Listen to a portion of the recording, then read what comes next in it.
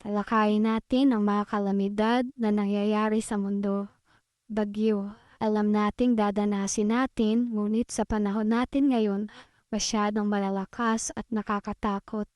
Ang mga pagbaha, ito ang balik ng kalikasan dahil sa pagkalbo sa kagubatan at sa malalalim na paghuhukay sa lupa at sa mga bundok at kagubatan.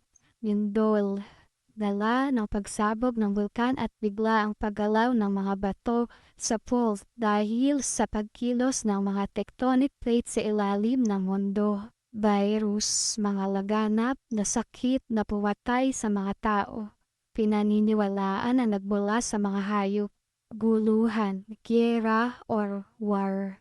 Sanhi ng pag-aaway ng dalawang bansa at hindi makataro ang batas sa sariling bayan at pagwawaldas ng pera ng taong bayan. Sanhi ng climate change, pagsusunog ng fossil fuels ng mga pabrika na naglalabas ng carbon dioxide. Halimbawa, pagtakbo ng sasakyan at planta ng kuryente, pagkakaingin at pagkalbo sa kagubatan kapag pinuputol ang mga puno.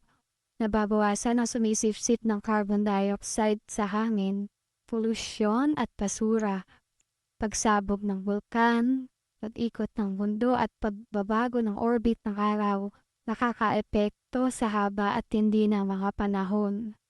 Samahan pa ng iba't ibang panganib na nag-aabang araw-araw.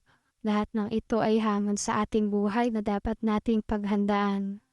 Matanda ng ating mundo, sa henerasyon ngayon, bihira na umaabot ng 100 taon. Dahil sa dami ng dapat nating pagdaanan, maging handa tayo hindi lamang paghahanda ng gamit, kundi paghahanda ng isip at puso. Lagi tayo tumawag sa Diyos na lumikha ng ating buhay at lumikha sa lahat ng bagay.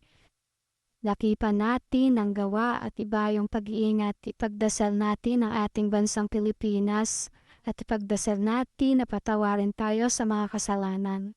Dahil ang parusa ng Diyos ay sanhi ng mga kasalanan ng tao, kagaya sa mga nangyari sa kasaysayan ng mga unang tao kapag sobra na kanilang kasamaan at sobra ang galit ng Diyos. Inunaw ng Diyos ang isang lugar kagaya ng mga kasaysayan ng mga propeta. Laki ang nagagawa ng panalangin upang mabago ang itinakdang mangyari o hatol ng tao. Kahit ang taong may sakit at hinatulan ng doktor na may taning na ang kanyang buhay, ay kayang ibigay ng Diyos ang kagamutan at pawiin ang karamdaman. Kaya habang naririto na tayo sa panahon na malapit na ang kawakasan ng mundo, hindi man natin alam kung kailan ang itinakdang paghuhukom.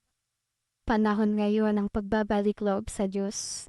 Hindi ito ang panahon para magpakasama. Habang may buhay, may pag-asa. Gawin natin ang ibayong pag-iingat at pagbabagong buhay upang kung dumating man ang ating kamatayan noong araw na itinakdang kawakasan sa mundo, may aasahan tayo na gantimpala sa mga nagtagumpay sa paglalakbay sa mundo. Sa araw na kinuha ng Diyos ang ating buhay, mag-isa lamang tayo haharap sa Kanya. Hindi tayo maililigtas ng ibang tao. Kaya tingnan natin ang ating sarili, wag ang ibang tao. Dahil bawat isa sa atin ay may kanya-kanyang aklat ng buhay, listahan ng ginawa natin na mabuti at masama. Humingi tayo ng kapatawaran sa Diyos sa mga pagkakataon na ibinibigay niya sa atin. Pagandahin natin ang kasaysayan ng ating libro, dahil yan ang susi patungo sa paraiso.